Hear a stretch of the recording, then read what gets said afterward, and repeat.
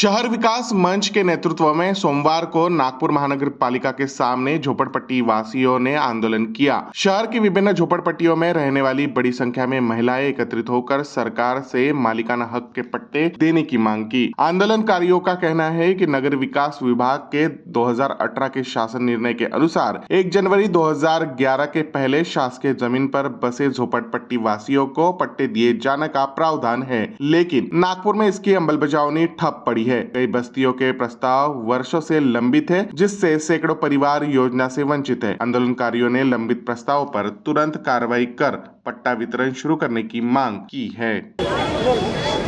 Sir, आज एनएमसीच्या समोर मोठं आंदोलन जे आहे महिलांतर्फे आपल्यातर्फे उभारलं आहे, नेमक्या काय मागण्या आहे आणि काय समस्या या लोकांना येतात? शहर विकास मंच गेल्या 22 वर्षापासून हे कार्य करत आहे। नागपूर शहरातील ज्या स्लम्स आहे त्या स्लम्समधील रहिवाशांना मालकी हक्काचे पट्टे मिळाले पाहिजे आणि त्यांच्या रहिवासाचा दर्जा उंचावला पाहिजे, याकरता शहर विकास मंच सतत प्रयत्नशील असते आणि विविध आंदोलनाच्या माध्यमातून सरकारला हे आम्ही जाणून करून देऊ इच्छितो की आजपर्यंत या झोपडपट्टीवासियांवर जो अन्याय झाला आहे तो अन्याय दूर झाला पाहिजे। त्यांना त्यांच्या घराच्या जमिनीचे मालकी हक्क मिळाले पाहिजे, यासाठी आम्ही आजचे हे आंदोलन छेडलेलं आहे। गेल्या 2016-17ला सरकारने GR काढला आणि मालकी हक्काचे पट्टे प्रदान करण्याची प्रक्रिया सुरू केली, परंतु दप्तर दिरंगाईमुळे आजच्या ही परिस्थिती निर्माण झालेली आहे की आज फक्त नागपूर शहरातील 8 ते 10 हजार लोकांनाच फक्त पट्टे मिळाले आहे। सरकारने घोषणा केली होती की 50,000 लोकांना आम्ही पट्टे वाटप करू, परंतु त्या सर्व ज्या घोषणा होत्या त्या फेल गेलेल्या आहेत आणि प्रशासन अतिशय संत गतीने काम करत आहे आणि लोकांचे कामं होत नाही। अनेक तांत्रिक अडचणी आहेत, त्या तांत्रिक अडचणीचा मुद्दे समोर करून प्रशासन अडवणूक करत आहे। त्यामुळे आमचं हे आजचं आंदोलन आहे आणि नवनिर्वाचित जे आता महानगरपालिकेचे महापौर निवडून आलेले आहेत त्यांना आम्ही आता या आंदोलनाच्या माध्यमातून निवेदन देणार आहोत आणि आज महिला दिनाचं औचित्य साधून या महिला या सर्व रस्त्यावर उतरल्या, त्यांच्या घराच्या प्रश्नासाठी सतत त्या आंदोलनात प्रक्रियेत येत असतात आणि त्यांच्या घराचे प्रश्न आज आहे ते सोडवण्यात यावे अशी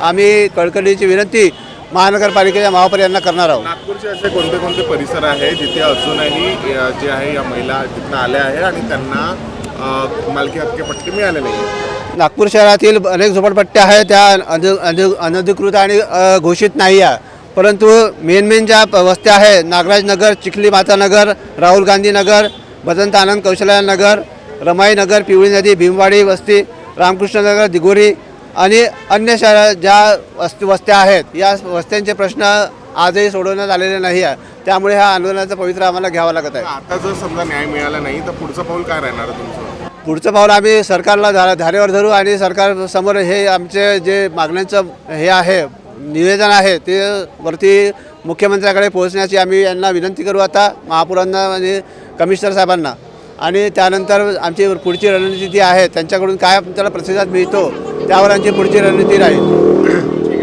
ठीक आहे, एकच तुमचं नाव सांगा। शीला सपकाळे। शीला ताई, तुम्ही सांगा की कुठून महिलांना जे आहे अनेक महिला आज आंदोलनात सामील झाल्या आहे, घराचे मालकी हक्क पट्टी मिळाले नाही आहे, काय त्रास होत आहे आणि काय सध्या अडचण जात आहे शासन स्तरावर? असं म्हणताय सरकार की आम्ही सगळ्यांना मालकी हक्क पट्टे दिले आहे, पण तुम्ही आंदोलनावर बसलाय, काय कारण आहे? कारण हे आहे की आम्ही गेल्या 30 वर्षापासून नागराज नगर वस्तीमध्ये राहत आहोत। 30 वर्षापासून 2016 पासून आम्ही ह्या म्हणजे नाही का ह्या शहर विकास मंचापासून जुडले आहोत आणि त्याच्यामधून आम्ही इतके अनेक मोर्चे काढले। आम्हाला आव्हान दिले जाते की होईल करून, ह्या वर्षी नाही समोरच्या वर्षी होईल, 2 वर्ष थांबा, 6 महिने थांबा, पण आता त्याची प्रतिक्रिया काहीच नाही होते ना। आम्ही दरवर्षी मोर्चे काढतो या वस्तीवरती, पण कधीच काही झालं नाही त्या वस्तीने। तर म्हणून आम्ही आता महिलांनी काय ठरवलं की आम्हीच सहभाग घ्यायचा आणि आम्ही समोर होऊन नाही का ह्या सर्व गोष्टी समोर करून आम्हाला आमच्या मालकीपट्ट्या आमच्या घराचा हक्क आम्हाला मिळाला पाहिजे बस।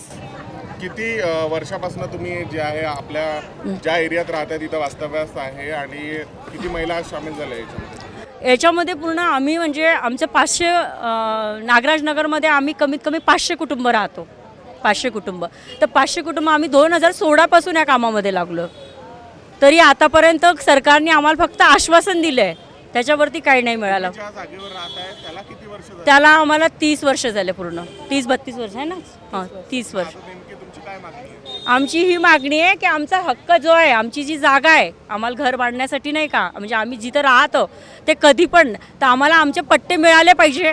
पहिली मुद्दा तर हा आहे. आणि त्याला नाही का आमच्या नावावर आमची जागा करून दिली पाहिजे. म्हणजे असं नाही केलं पाहिजे की आम्ही घरं बांधत आहे आणि उद्या कुणीतरी येते गव्हर्नमेंटची स्कीम आणि आमच्या घरं जाते. तर आम्हाला ते नको. आम्हाला आमचीच जागा पाहिजे. आमच्या नावावरती ते पट्टे वाटप करून द्या. आमची जागा आमच्या नावाने करून द्या की आम्ही स्वतः म्हणजे हक्काने म्हणू शकतो की आमचं घर आहे बाबा, आमची जागा आहे. पण तसं काही होत नाही आहे. त्याच्यामुळे आम्ही पूर्ण महिला इथं आलो. समजा जर तुमच्या मागण्या पूर्ण झाल्या नाही तर काय करा? काय पुन्हा आंदोलन करू, आम्ही धरण्यावर बसू, रोडावर निघू, पुन्हा मोठं आंदोलन करू. जसं अनधिकृत झोपडपट्ट्यांना स्लम घोषित झालेच पाहिजे. शहरातील सर्व झोपडपट्टीवासियांना संरक्षण मिळालेच पाहिजे. असलेले प्रश्न मार्गी लागलेच पाहिजे. मनपातील प्रलंबित असलेले प्रश्न मार्गी लागलेच पाहिजे. चिखली मातानगर वस्तीला संरक्षण मिळालंच पाहिजे. चिखली आनंद कौशल्या नगरला मालकी पट्टे मिळालेच पाहिजे. रमाई नगर पिवळी नदीला मालकी पट्टे मिळालेच पाहिजे. आवाज दो, आवाज दो. शहर विकास मंत्री